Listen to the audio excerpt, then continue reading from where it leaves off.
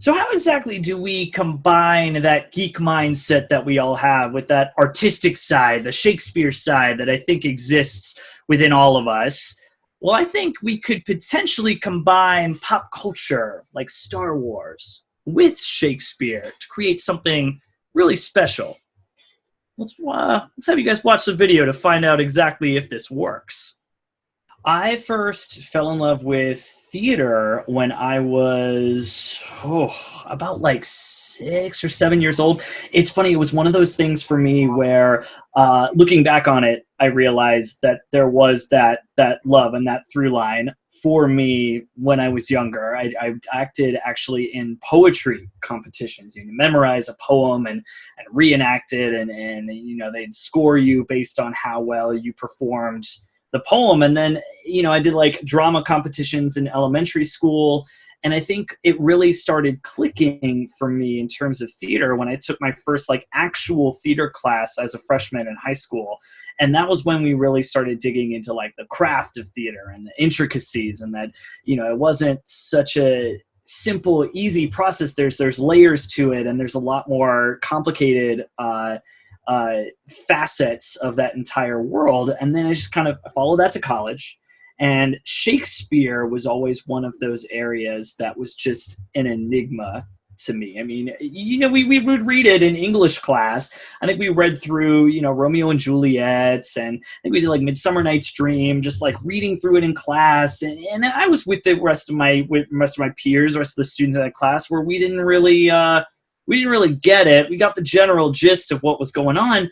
But then I got the chance to study abroad during one of my semesters in college. And I went to London. And if you're not going to get Shakespeare in London, you're not going to get it anywhere. But we took a class with a woman named Sheila Allen, who was in the Royal Shakespeare Company for years. And I don't know if it was just being in that atmosphere or just learning from her, or maybe it was just one of those things that it just slowly chipped away at it over years. But I was suddenly getting it as I was reading it, like line by line. I could understand really what was, not only what was happening, but what was being said with the metaphor and the iambic pentameter and everything. So I think that's where the love of Shakespeare became the next step in my love of theater, and it just kind of continued on from there. I think what attracts me about Shakespeare's writing is it is a very cerebral way of going through theater. I feel like one of the things that I've had to balance as a performer is that I am a little bit more logic brained. You know, I don't remember if it's left brained or right brained, but whichever one it is that deals more in like logic, that's been my forte. I'm a very practical person. And a lot of people in the arts community would say, you know, the biggest thing you need is more of that creative side. That's the opposite side of the brain in a lot of ways. And I think where I kind of married the two is the fact that it does take some studying and some understanding of what Shakespeare is talking about and what he's writing about and what these people are saying with each individual line. So I think that interpretation that you get to do with Shakespeare is what really drew me to it, is that it takes more of that logical approach where you can tear it apart. And, you know, when you break the meter, they're not saying it in the same way, or their intention is changed as if they're on the meter. And there's certain nuances that exist in Shakespeare. And I feel like that translates so well to today because it adds so much depth and layer to these characters. You know, everybody's so still relatable. I mean, even the villains, when they go out there and they have their monologues and their soliloquies about what they're doing, they're coming from a very human place. Not a lot of them are out there for world domination. They don't want to rule the universe. They just want their due. And so they explain that in such a way that I feel like even though they're doing really awful things, you can understand at least where they're coming from, if not their actual actions. So I think for today, it's just so great for people to have that connection with these characters that have been around for hundreds of years. So my love for sci-fi really started because I feel like a lot of nerds can relate to this a little bit, because I definitely identify as a nerd for sure. It evolved from a love of fantasy storytelling, like those storybooks. Like you got Harry Potter as kind of like the gateway, but then I dove deeper into that because of that love. Like I read like the Chronicles of Shannara, and I went through Narnia, and I went through all the Lord of the Rings, all the very well known ones. But I dove into fantasy storytelling, and there's always elements of science fiction in there. Science fiction kind of branches off into such different, you got fantasy, you got supernatural, you got space travel. So that's where that love kind of came from. It's that idea of just a whole other world out there of just amazing possibility, and it's just exploring that and seeing the imagination come to life in a way that other fiction books, they might not have that ability, especially if they're set in a certain period of history. You have rules that you have to abide by. But in fantasy and sci-fi, there's just endless possibility. And I don't remember the first time that I watched Star Wars, but that was such a good, it's exactly what we were talking about with Shakespeare in general, where there's just such character archetypes for you to root for. It's very clear in the original trilogy. You've got the good guys and the bad guys in A New Hope, and then they really dive into the complexities of what exactly that means as you go. So you're getting that richness of character and depth of plot, while still getting the ability to see them fight with laser swords and blast each other in space and have giant explosions. So you kind of got a little bit of everything going on in this great journey that these characters are going through. My geek freak flag, I think, had been there all along for me, but it really only took off, I think, when geek became more, I guess you could say, mainstream in the past 10, 20 years or so, somewhere in there. I really thank the Marvel movies and the Marvel Cinematic Universe, because I feel like that took all those characters that I had grown up learning about watching the Spider-Man, the animated series, and all these other different cartoons of Marvel and DC, because of Justice League Unlimited and all those other cartoon series that kind of led into that. It took until, I think, that time for that to become not even, I guess you could say, more acceptable, but I think there were people that they loved those pop culture items and those series, but they didn't really feel like they could maybe talk about it, or maybe they were scared that they would get made fun of. But it's the fact that it's been there all along, and now we're finally at a point where I think people either just are accepting it more, or they just don't care. And I think that either way, it's great, because it's letting people kind of let their geek freak flags fly high and proud. And that's how people can find each other in these different communities and really start creating different things with their passions, which has just been amazing to watch. And I'm glad that I get to be a part of that too. The genesis of Zounds online productions, it was the idea of, right now, obviously in the middle of this pandemic that we're all going through and the quarantines, it has hit the theater community so strongly, because our whole business relies on being together as actors and performers and just artists in general. We need that face-to-face time in order to create that art, or at least we needed to. And that's why I started seeing kind of these online productions or variants on those productions, just readings or things that certain artists were putting together. And, my first thought was like, oh, I wish I could be doing something like that. I think that'd be super fun. So I started reaching out to people and kind of like, hey, if you guys need people, let me know, that sort of thing. And eventually it just got to the point of like, well, I could potentially do something like that. I don't know how to do that, but I'm sure people have figured it out. So I started doing the research, going on to YouTube, and it just became a great project for me to spend time on, especially because right now I ain't got nothing else to do. So it was great to have so much time to develop that. And then I reached out to a lot of the actors that I've worked with over the past couple of years down here in Orange County in particular, the first big handful of people I reached out to were from a production that Alchemy Theater Company put together of Cyrano that I acted in. And then last summer I performed in Shakespeare by the Sea for Henry V. So I figured if I was going to be doing something that dealt with Shakespeare, those were the actors I wanted to reach out to because they had experience working in classics.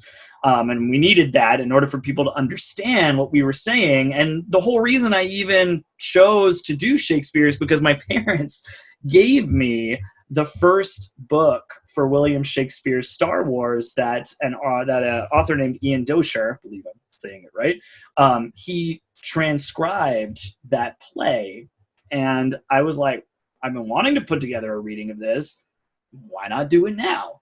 So that's where the idea of all of this kind of came together, so that way we could still practice and do what we know how to do, even if we aren't exactly doing it in the way we're used to doing it. So what we've done so far is basically the original trilogy of Star Wars Shakespeare. So, we got Verily, A New Hope. Then we have The Empire Striketh Back, and we're finishing with The Jedi Doth Return. So we've been going through all of those. Took a little bit of a break because we felt that, with all of the protests going on, that it was a good opportunity to just kind of pause. We didn't really feel like it was a good time for us to be putting out more of that content and maybe distracting from the conversations that were happening. But at this point, we want to put out that light and love into the world. That way people have something that maybe recharges them and to continue having those conversations and doing what they're doing. So at this point, we've done basically split each one of those plays in half. That way we're not online for 3.5 hours because they're all 5-act plays, just like Shakespeare. And so we usually do acts 1 through 3 for part 1 and then acts 4 and 5 for part 2. And it's been kind of cool because we've been developing this, how we've been presenting it as we've been going. The first one was pretty straightforward. All of us were on screen. We just kind of read along. We had a good time. But then we chose to kind of go a different way with episode 5 and add in a drinking component, have some fun, throw in some drinking rules. That way people could kind of follow along with us. And we added in things like anytime an overt Shakespeare reference is made, or anytime R2-D2 has a monologue, because he has plenty of English-speaking monologues in these plays when he's alone on stage. So I guess technically there's soliloquies, but he gets to express thoughts that maybe you don't know about in the movies. And then, anytime someone dies, we have to drink in their honor. So it's been that, and then we've been playing with the format of being on Zoom. Maybe for the more intimate scenes, everyone else turns off their camera. That way it's just maybe Luke and Leia, or Han and Leia, or Luke and Darth Vader. That way we get to center in on those characters for those moments. So that's been the majority of what we've been focusing on. And then I think what we've chosen to do, because Ian Doescher's rewritten a lot of movies in the Shakespeare style. So we kind of did a poll on our Facebook group, and it looks like the next one we're going to do is Much Ado About Mean Girls. So he's transcribed the Mean Girls movie into Shakespearean. So that's the next one that we're going to do, kind of break up the Star Wars trilogies. And then after that, we'll probably go into the prequels because he's done all 9 episodes. I think the thing that I enjoy working with these actors the most is just their passion and their creativity. They have the background in these types of shows. And that's the biggest thing, at least while we're doing Shakespeare versions of these movies, that we need, because it's so easy with a Shakespeare play for people to kind of get lost in translation. And that's not what I want. I mean, it's Star Wars. We want you to be able to enjoy it. We want you to be able to, when you hear Darth Vader say, "No, I am your father," but in Shakespeare, we want you to be able to know that's the line that he's been saying. So that's the biggest thing that I look for to start with, is just who do I know that has the foundational skill to be able to deliver these lines in a way that people will get what's going on. Because there is that extra level of that logic brain that I spoke about earlier that people need in order for these shows to be enjoyable. the best thing I think that's been unexpected about all of this is that it's, like I said, we've evolved as we've been going, and we've just been having more and more fun with it, as because we have that foundation. We can go, quote unquote, it's still on script, but off script a little bit. Like people have been throwing in random accents. They've been dressing up in certain ways. Like, we have one of our actors that put together, he has a little Yoda doll that he put a little Shakespeare ruff around the neck in order for him to be Yoda. So it's that extra layer that they're all bringing to it that's making this so much fun for us. And the fact that we've gotten to this point where, we took a little bit of a break and then we came back, and we had so many people of our performers that have been like, oh, I missed this. I love that we've been getting together to do this. It's been such a nice break for me from everything else that's been going on. And that was the biggest gift to me for all of this, is that we've all just been enjoying each other's company so much that we can just let loose and have as much fun with these scripts as possible. So I look forward to that every single time we do this. So the importance of the author that we've been finding out about, he always has these afterwords in his books, explaining the choices that he's made. And that's been one of the biggest joys, is that we've been discovering what he's been doing with these books as we go through them. I know it sounds weird. I don't read them beforehand. I skim through them to find the parts. That way I can assign them and make sure everybody's ready to go. But one of the biggest things that we just enjoy so much is the surprises that he puts in these books. There are scenes that are not in the movie that he's thrown in there. Basically, it's almost like that scene from The Mandalorian where those stormtroopers are just sitting on their bikes after they kidnap Baby Yoda on the last episode. So they're sitting there and they're just talking to each other. There are so many scenes like that in these plays that are just so funny. Like they're these two, I think they were just Imperial guards talking about how building codes in the Empire will require that there's a giant trench in the middle of all of their buildings. There's just inexplicably a hole, like a giant hole that anyone can just fall down in all of their buildings. And it's just, we're dying laughing. Like, if you see them in the video, we mute our mics, but we're laughing so hard because it's just that meta commentary that he's thrown in there. But on top of that, not only have there been overt Shakespeare references, he's referenced things like Doctor Who, he's referenced Star Trek, he's referenced all these other little things that's been so fun for us. Like, some of us kind of miss them, but other people are like, oh my gosh, did you guys catch that earlier?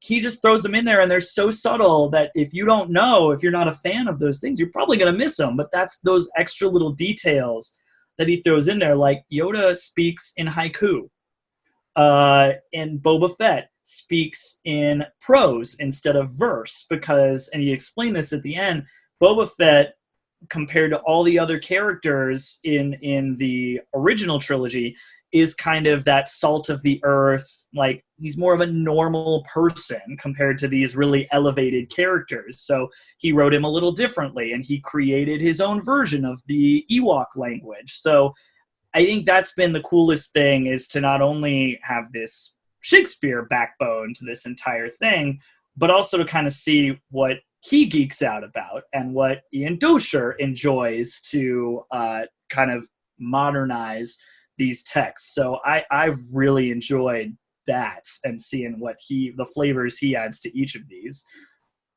The biggest thing I want the audience to get away from this is just kind of the passion that we put into this is what we want to put out into the world for people.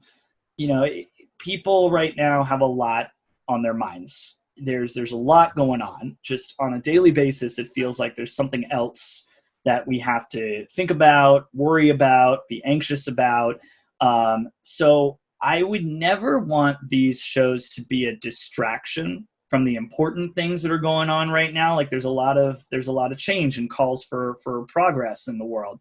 So I don't want us to distract from that, but I hope that people get a little bit of just enjoyment to kind of refuel themselves after a week of whatever else has been going on in their lives.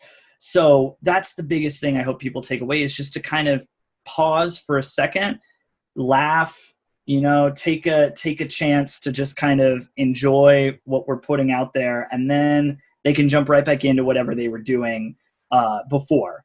But love, laughter, light, all the good things that I feel like Star Wars kind of talks about anyway. Fighting the good fight. It's very topical right now to look at the fact that these rebels are facing just overwhelming odds, and they still fight and they win. And I think that that's such an inspirational message right now. And yeah, you could get that by watching Star Wars, and I'd hope that we are also kind of putting that message out there by reading these shows.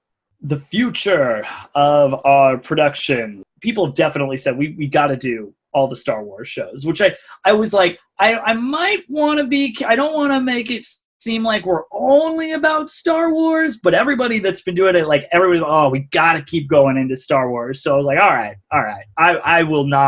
I won't say no to that, because, my background is all of the geeky stuff. So I'm totally all about continuing into that. But, Jeff Lowe also wrote the Butler monologues. So that could be something that we could also dive into down the road. Ian Doescher also reinterpreted Back to the Future. So we got Get Thee Back to the Future that we could do in the future. He did a play on Macbeth called McTrump that might be fun to do. So we definitely have a huge catalog to choose from. And I feel like I have to say, we are doing these for out of fair use. These are all not for profit in any way. So this is just a way to hopefully bring attention to some of these books and some of these plays in ways that maybe they haven't gotten that attention before. And then who's to say? I mean, there's tons of opportunities out there for us to do. And I've even been watching other people do more rehearsed productions as they go. And we might dive into that a little bit further down the road. Maybe do like a straight play where we have memorized, we are off book, we can play with costumes and kind of what Zoom can do in that facet as well. But for me, I think right now, this is exactly where we need to be. This is just kind of a fun break for all of us throughout the week to kind of come together and have a good time. And in my world, I want to continue in that vein. So I've been meaning to throw together my own podcast for forever. And the thing that I finally settled on, I'm calling it The Ardent Geek. And that kind of just goes hand in hand with this whole idea in general of just kind of bringing out my love and my passion for all things geeky and all things sci-fi and Marvel and all that. So that's something that I've been developing for a little while in terms of looking at some of the pop culture phenomenon that's been going on and my opinion on it, and bringing in some friends to talk about what they're passionate about. Because my biggest thing is just putting out good vibes to a lot of people, and to hopefully get them just as excited about all of this as I am, because I know what it's done for me. And I think one of the biggest things that I've learned to do is, when people haven't done or seen something that I'm really passionate about, I never want to be that person that's like, oh my gosh, how could you never have done this before? Like, my goal is to be that person that's like, oh, okay, I want to get you to watch this because you are in for such a treat. I'm jealous that you get to watch this or do this for the first time. So that's kind of the biggest thing about both the readings that we're going to continue doing and then the podcast that I'm going to be releasing soon. The best way people can help our productions at this point is, just to watch. Right now, I am one of the least savvy people with social media, so that is one of my goals now, is to create some ways to really get the word out to people a little bit better. Because right now, it's mostly word of mouth via Facebook that people are posting our link either a couple days or the night of to let people know, hey, this is what's going on. We have some subscribers, that way they can watch the show after we're done instead of watching it live. But I think, the biggest thing is just to find us on YouTube. It's called Zounds, Zounds, with an exclamation point, online productions. And just follow us there, because I'll post the upcoming production usually on Sunday night. That way you know kind of when it's coming up. But usually we're doing Wednesday nights at 7 p.m. Pacific Standard Time. So that's the best way. And then I'll eventually be rolling out some more social media for people to follow. That way it's a little bit easier to find out what our schedule is, instead of just kind of waiting to hear about it on the wind.